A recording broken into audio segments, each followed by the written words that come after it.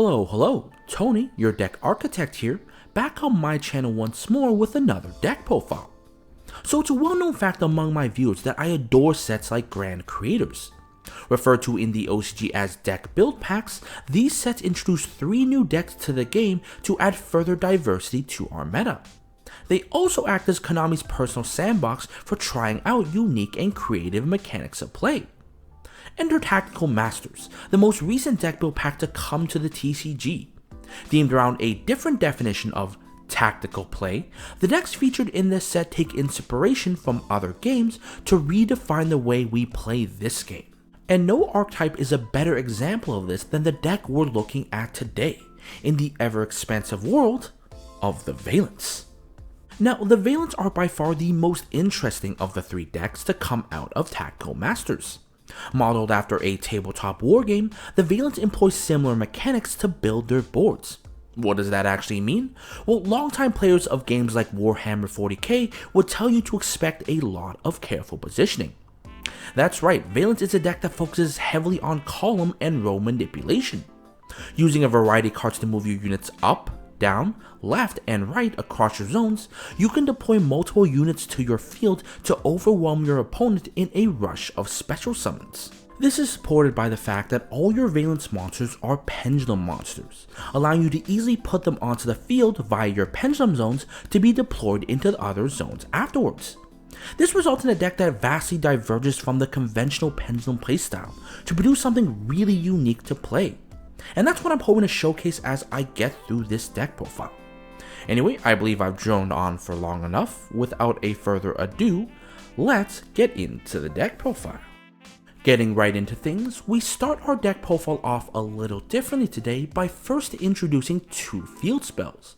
As you know, the Vaylantz are based off of a tabletop wargame, and what tabletop wargame would be complete without the tabletop itself? Hence, we're playing 2 of each of the field spells in Vaylantz World Shinra Bancho and Vaylantz World Koning Wizen. Each of these field spells, when activated, will place a different Vaylantz field to your opponent's side of the field. Since there are only 2 Vaylantz field spells presently available, this means that activating one automatically plays you the other. Sadly, this effect is also mandatory, meaning that to activate one, you must also have the other in your deck, which is primarily our reason for running 2 of each field. While both field spells are occupied, both field spells provide the turn player with a unique effect.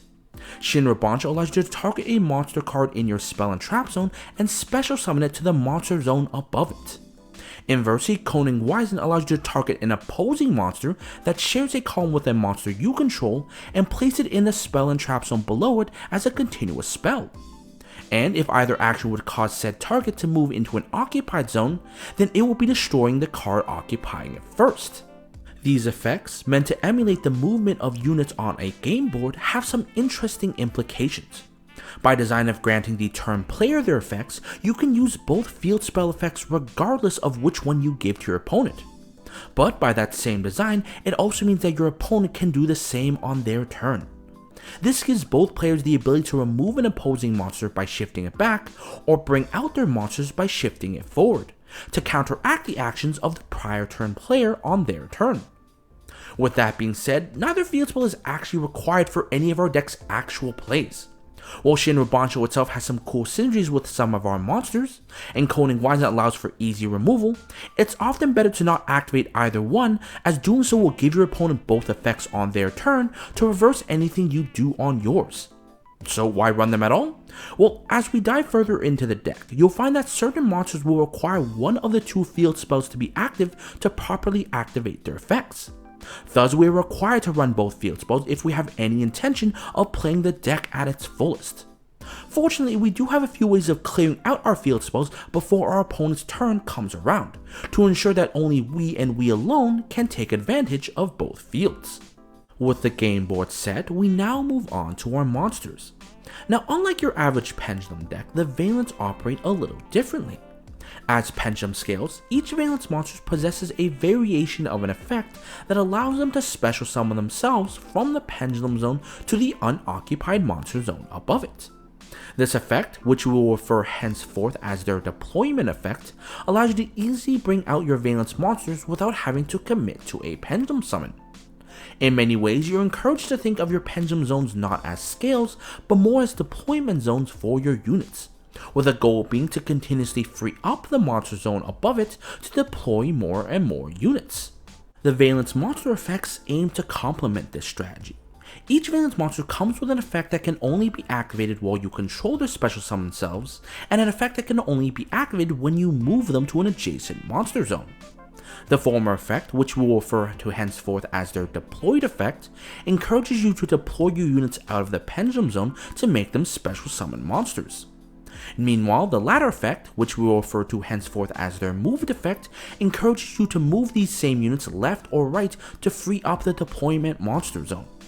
This creates a pretty profitable game plan wherein you continuously deploy monsters to get their effects, to then move them left or right to get more effects, while also freeing up the left and right columns for further deployment. On top of this, the Vaylantz are also split into two distinct groups of monsters. True to their tabletop wargame aesthetic, your monsters are divided into two factions belonging to one of the two Vaylantz worlds as initially showcased. Each side currently has 4 members, with one level 2, one level 4, one level 6, and one level 8 among them each. And to make things easier to explain, we're going to be looking at each monster categorized first by their level and then by their faction.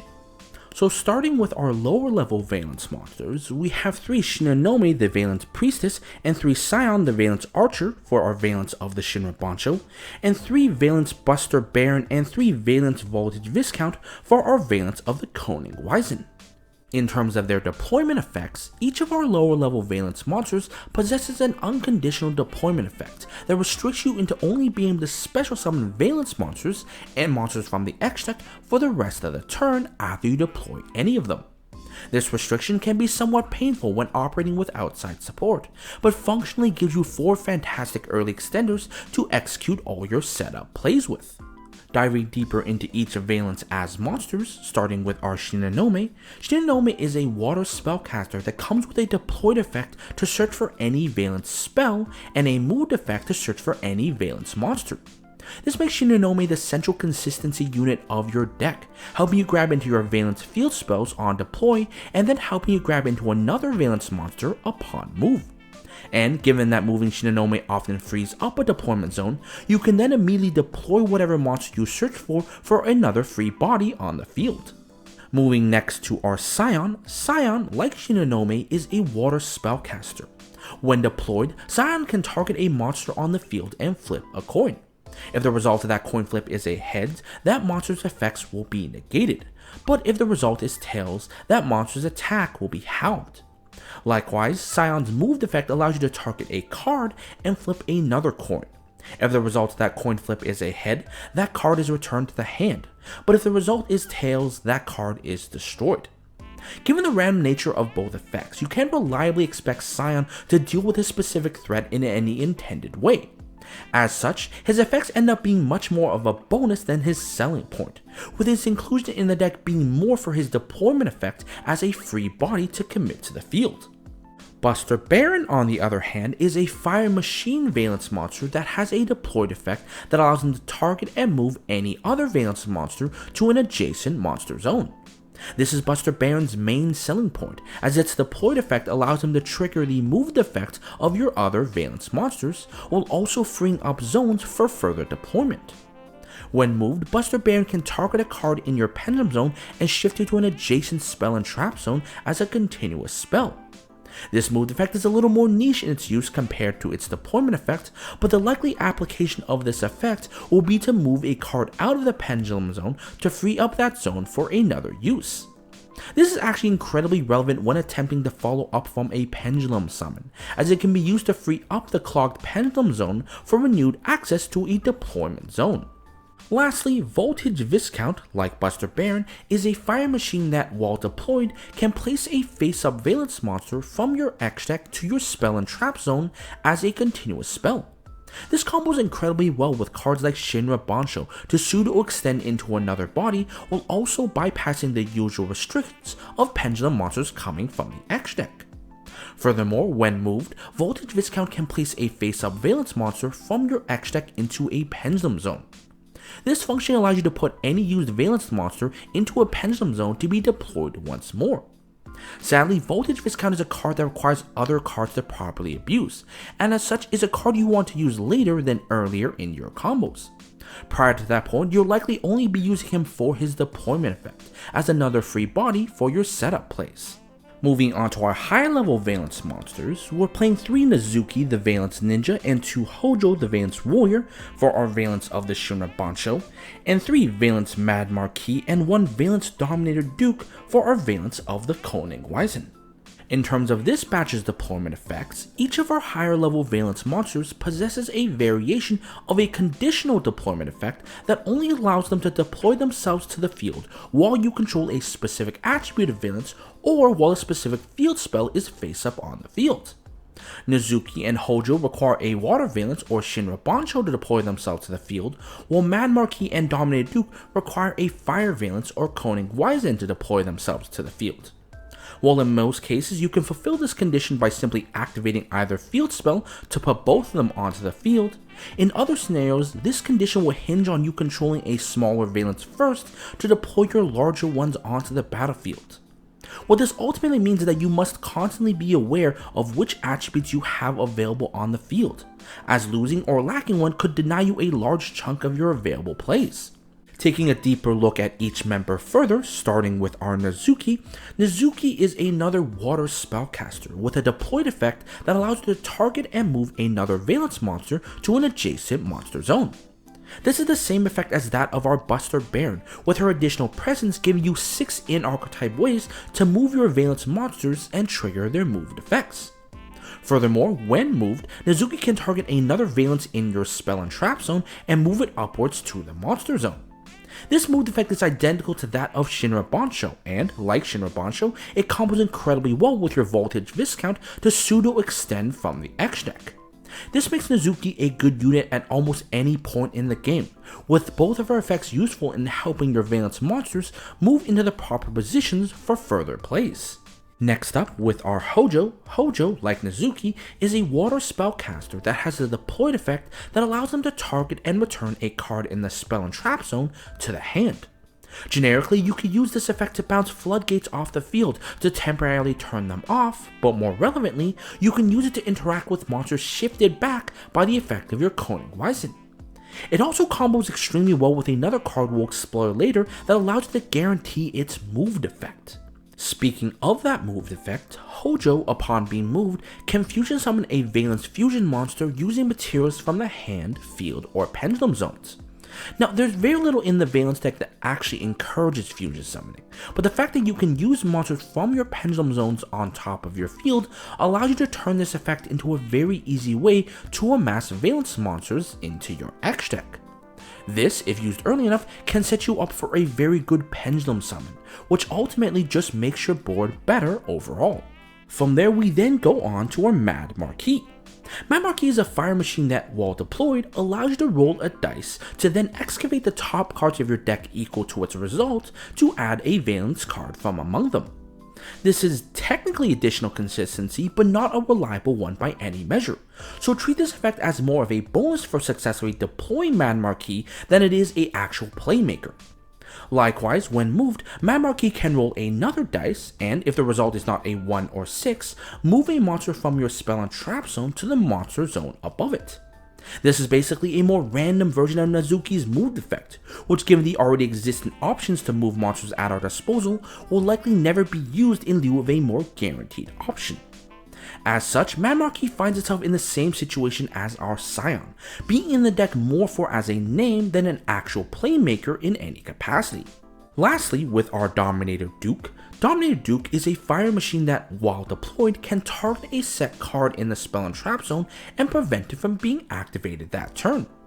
And when moved, Dominator Duke can target and take control of an opposing monster, treating it as a Vaylantz monster but preventing it from attacking or activating its effects. Both effects are cool, but have very little synergy with the rest of our deck. Since we have no means of actually setting cards to our opponent's spell and trap zone, Duke's deployed effect only functions as a glorified back row hate in niche situations. Similarly, while taking an opposing monster can be useful, you can't use that monster for anything major outside of potentially material for an X-deck play.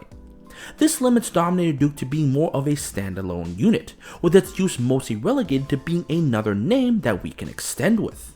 With our Vaylantz monsters now covered, we move on to our outside support monsters, starting with our 3 Kurobi Samurai Spirit.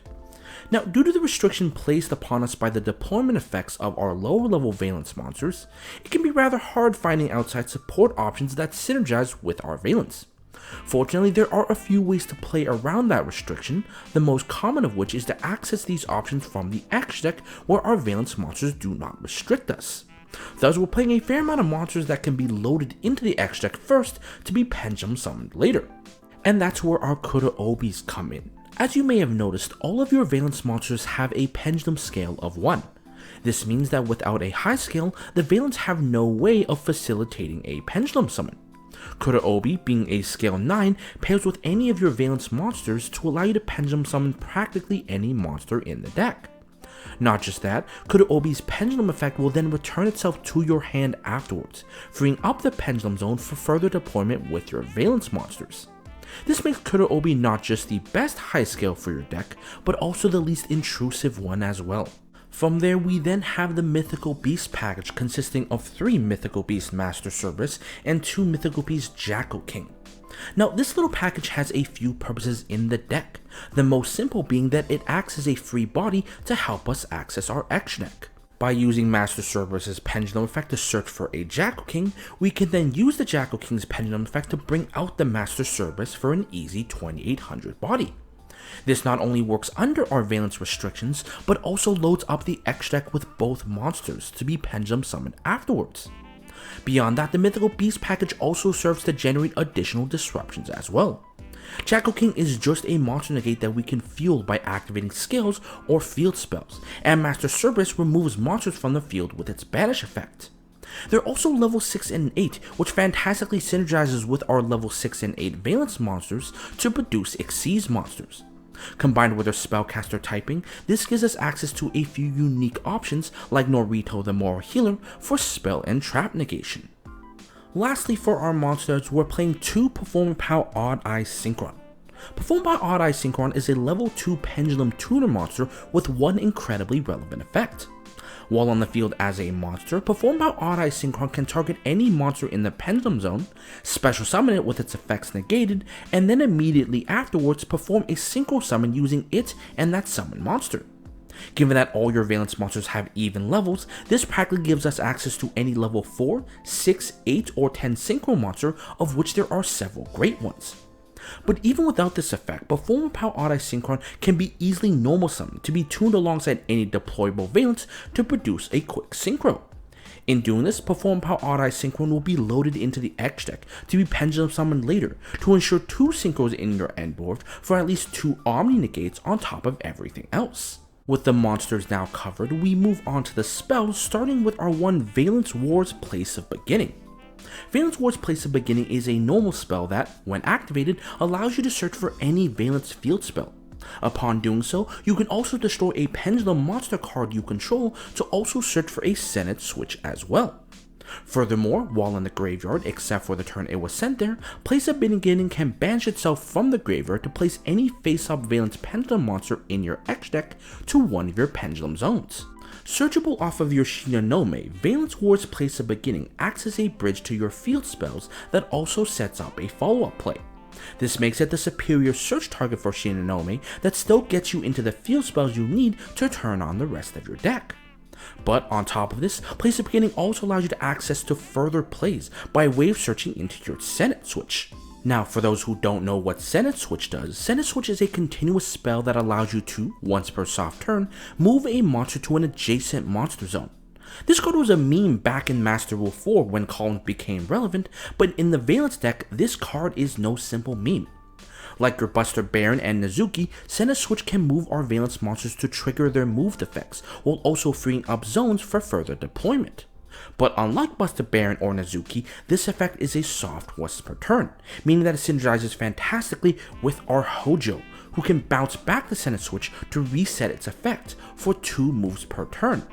And by virtue of being able to be searched by your place of beginning, it also enables a pretty cool 1.5 card combo with Shinonome to search for any Vaylantz monster. With that being said, we're only running one of each place of beginning and center switch because we only need one. While searching for our field spells is technically crucial, it also does not advance our plays directly. Likewise, while center switch is powerful, you only ever need one to do anything in this deck. Thus, both cards are best used when accessed through our Shinonome, where we can guarantee that we have the monsters to move and the field spells to be needed. Finally, wrapping up the main deck with the remainder of our spells, we have 3 Pot of Prosperity. Now, given the various unique effects in our deck, you'll often find yourself requiring specific pieces to advance your plays. Pot of Prosperity not only helps you go 6 deep to grab that specific piece, but it also has the unique benefit in a pure Pendulum deck of being able to banish excess Pendulum monsters in your extra deck for its cost, allowing you to conserve your actual extra deck for pieces as options later. Moving on to the X deck, we start with our 2 Vaylantz boss monsters consisting of 1 Vaylantz Genesis Grand Duke and 1 Mamanaka the Vaylantz United. Both monsters are Pendulum Fusion monsters with a Pendulum scale of 10. This allows them to double as both boss monsters and as high scales for your Pendulum summon. As scales in the Pendulum zone, both monsters have the same deployment effect that allows them to either deploy themselves to the zone above it or move another monster to an adjacent monster zone. This grants them another way to return to the field while also doubling as copies of Center Switch to trigger your other Valance's moved effects. As monsters, Grand Duke requires 2 Vaylantz monsters to fusion summon, but can also be alternatively summoned by tributing any level 5 or higher Vaylantz monster in the same column as the extra monster zone.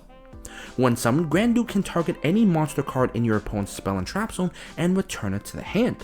In doing this, Grand Duke will inflict damage to your opponent equal to that returned monster's attack and gain attack points equal to half the damage inflicted. Mamanaka, on the other hand, requires 3 Vaylantz monsters to make, with no alternative way to make him.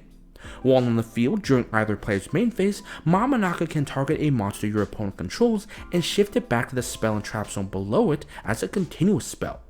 And if this effect would cause that monster to shift into an already occupied zone, the previous card is destroyed, and if that destroyed card was a monster, your opponent loses life equal to that destroyed monster's attack.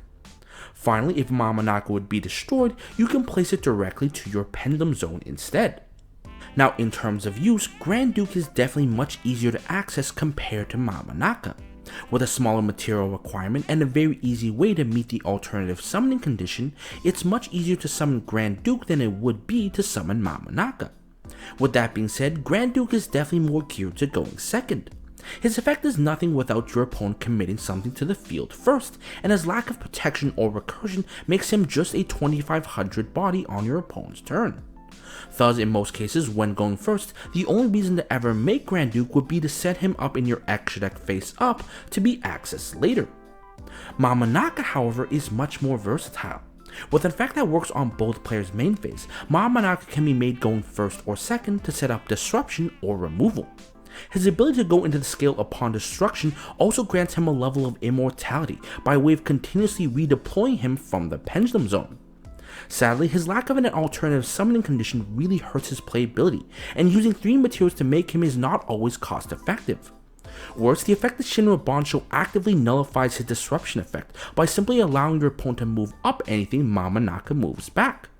As such, Mamanaka is a unit you should only be making if you can get rid of your Shinra Bansho, or if you have an intention to make use of his deployment effect.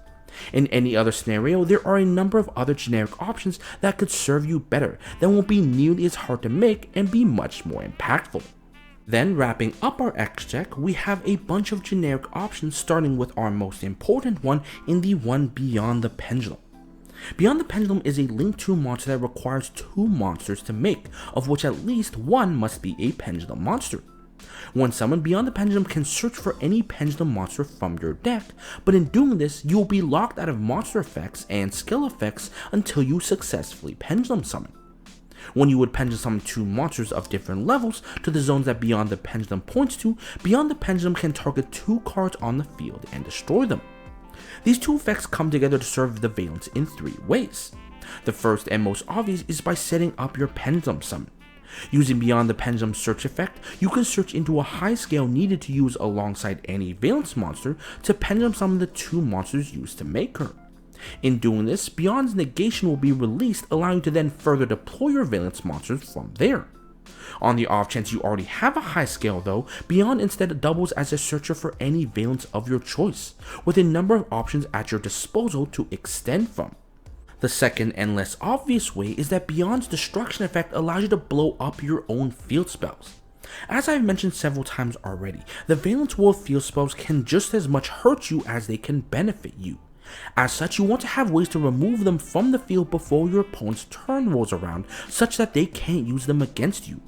Beyond the Pendulum, by way of destroying 2 cards, can target both yours and your opponent's field spell to clear both out simultaneously.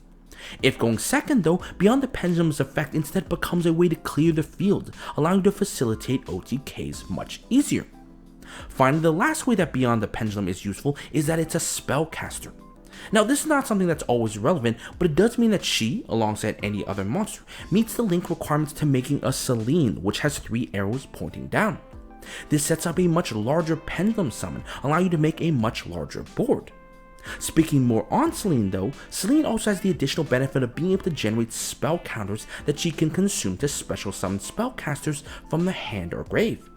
Given that your field spells and place of beginning set up a minimum of 3 field spells in the field or grave, you can easily generate the 3 counters needed to use Selene's effect to cheat out any of your water spellcaster valances from your hand or graveyard. From there, we then have 1 Nightmare Phoenix as another way to remove our field spell, 1 Blacksmith Soldier as an easy way to make using our high level monsters, 1 Appaloosa for further monster negation, 1 Axis Code for OTKs and removal, 1 Barone as our level 10 synchro option, 1 Borreload and 1 Chaos Ruler as our level 8 synchro options, 1 Stardust Charge Warrior as our level 6 synchro option, 1 Herald of Arclight as our level 4 synchro option, 1 Norito as our rank 6 option, and our 1 Hope Harbinger as our rank 8 option. Now, it's at this point that we once again reach the combo component of our deck profile. With that being said, I do want to preface this section by stating that the Vaylantz deck is not easy to play. Due to the deck's constant use of all zones, you have to constantly be mindful of exactly where you place your cards and how you sequence each of your unit's movements. This makes demonstrating combos for this deck incredibly drawn out and complex, which, given the already bloated length of this video, I don't want to do too many of. Thus, for this combo component, I'm only going to be doing a single test hand today. I'm going to draw my hand of 5 and with it, try to build the best board possible. And if perhaps you want to see more combo demonstrations, leave a comment down below and I might make a combo extender video for this deck in the future. But with that, I believe that the deck is shuffled and the field is ready, so let us begin. Getting into our one and only test hand, the hand that we're going to be working with today is going to consist of 1 Scion, 1 Master Cerberus, 1 Perform Power Odd-Eye Synchron, 1 Voltage Viscount, and 1 Krotobi. Now, admittedly, this is not a very Vaylantz-filled hand, especially since we didn't open any of our core Vaylantz monsters. But this hand does contain a fair number of outside support cards, and I think this gives me the opportunity to showcase just how to utilize these cards in conjunction with our Vaylantz effects. So here's how this is going to work. I'm going to start by first activating this Master Cerberus and using its Pendulum effect to destroy itself to search for a mythical beast from my deck, of which I'll add a Jackal King. From there, I'll activate said Jackal King using the effect to destroy itself to then summon back the Master Cerberus to our field. Then I'm going to normal summon out the Perform Power Odd-Eye Synchron before then immediately activating and deploying this Scion to the field. In doing this, locking me into only being able to special summon Vaylantz monsters and monsters from the X deck for the rest of the turn. Now, why would I deploy this Scion so early? Well, it's because I intend to link away the other 2 monsters to summon out a Beyond the Pendulum from my X deck. And if I intend to do this and use its effect, I would lock and negate the effects of my scales until I successfully Pendulum summon. Thus, I want to be able to deploy the Scion early first before that effect gets negated, so I can retain an extra body on the field. Regardless, my Beyond the Pendulum will activate and resolve, allowing me to add a Pendulum monster from my deck to the hand, and, seeing as I already have the Kurobi as a high scale, I can add a Shiranome instead as my low scale. Thus, with a scale 1 for a Shinigami and a scale 9 for a Kurobi, we can now pendulum summon monsters from our hand or X deck whose level range from 2 to 8. But before we actually do that, we're first going to link away our Scion and the Beyond the Pendulum, both of them being spellcasters, to summon out a Selene from our X deck. Now, sadly, we can't use the Selene since we're still under the restriction of the Beyond the Pendulum, but we could still make use of her 3 link arrows to pendulum summon 3 monsters from our X deck, of which we'll do now to summon out the Jackal King from our X deck, as well as the Odd Eye Synchron and the Master Cerberus. In doing this successful pendulum summon, Beyond the Pendulum's effect is lifted, and as a result, I can now bounce the Kurobi back to my hand since I successfully pendulum summoned. From this position, I'm then going to tune the Odd Eye Synchron with my Master Cerberus to then summon out a Barone from my X deck, not only putting up an Omni Negate, but also freeing up the rightmost column for deployments later. Speaking of deployments, I can then activate Shinigami to deploy herself to the field and then use her deployed effect to then add a Vaylantz spell and trap from the deck to my hand, of which I'll use to add a Vaylantz Wars Place of Beginning. I'll then activate said Kurobi to then activate the Vaylantz Wars Place of Beginning, first using it to search for a Shinra Bancho, before then applying its additional effect to destroy said Kurobi, to then also add a Senate Switch to my hand. With Senate Switch in hand, I can then activate said Senate Switch using its effect to then move my Shinigami left, in doing so triggering her moved effect to add a Vaylantz monster from my deck to the hand, of which I'll add a level 6 Nizuki. From there, I'll then activate the Vaylantz Voltage Viscount and deploy it to the field, and using its deployed effect, I'll then take the Scion in my X deck and place it in the leftmost spell and trap column as a continuous spell, of which I'll then activate the Shinra Bancho, using Shinra Bancho to inadvertently activate a Koing Wizen to my opponent's side of the field, before then using Shinra Bancho to target my Scion and move it upwards as a monster.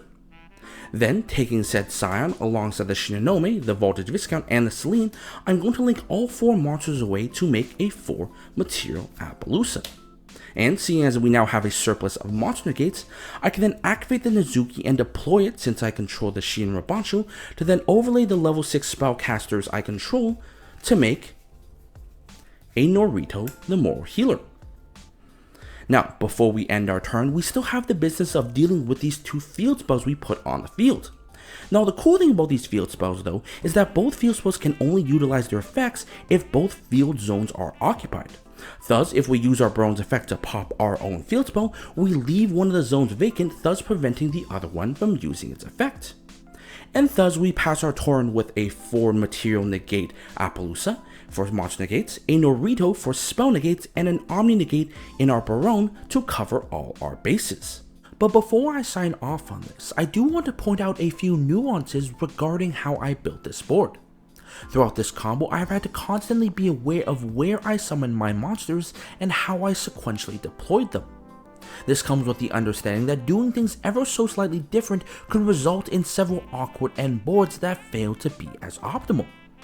For example, going as far as back to my Pendulum Summon, I had to be well aware to Pendulum Summon just the 3 monsters from my X deck. Why? Because if I had also chosen to Pendulum Summon out the Voltage Viscount from my hand to this zone here, I would have clogged up my columns such that I would be unable to move my Shinigami afterwards and make use of her moved effect. And not getting that search effect means that I don't get to grab the Nizuki, and not grabbing that Nizuki means I don't get to make the Norito either. Likewise, when pendulum summoning those 3 monsters from my X deck, I had to be acutely aware that the Jackal King be put in the middle and the materials for my Barone be put in the rightmost columns. Why? Because if I had instead pendulum summoned the Jackal King to the rightmost column here, I would be forced to use it as material to free up the rightmost column for deployment. This not only removes the level 6 from my field to make Norito, but it also means I don't get to make Barone either. And without Barone, I would have no way to pop my field spell to free up that zone so to turn off the other field spell, ultimately giving my opponent a way to out my board. Thus, I want to reiterate with these examples that this deck is not easy to pilot. You have to be constantly aware of where your monsters are at all times, and be constantly aware of where you place them and when you place them. Only by doing this can you truly optimize this deck's performance to produce the best boards it has to offer. And that's going to do it for our Vaylantz deck profile. So, do I think the deck is meta worthy? I'm gonna be real with you, absolutely not. While the deck has a lot of really cool concepts going for it, a lot of these concepts do not translate well into competitive Yu-Gi-Oh! The field spell mechanic is often a greater detriment to you than a benefit, and the monsters feel a little too fair to contend with powerhouses like Sprite or Tier Elements. Worse, the constant positioning requirements of your Vaylantz cards make the deck incredibly hard to pilot to any reasonable payoff. Ultimately, the deck feels like it was designed to play well only in a mirror match, where both players can truly appreciate the movement mechanic of the Vaylantz effects. But that doesn't mean the deck sucks either. While some decks feel truly unplayable, the Vaylantz are by no measure that. The deck really does come together to do something really interesting, and even now, I find myself learning new combo lines as I play. So if you like something different, not necessarily good, but different, then this is something I would definitely recommend you check out. Regardless, this has been Tony, your deck architect with a Vaylantz deck profile. I hope you enjoyed it, and I will see you guys next time.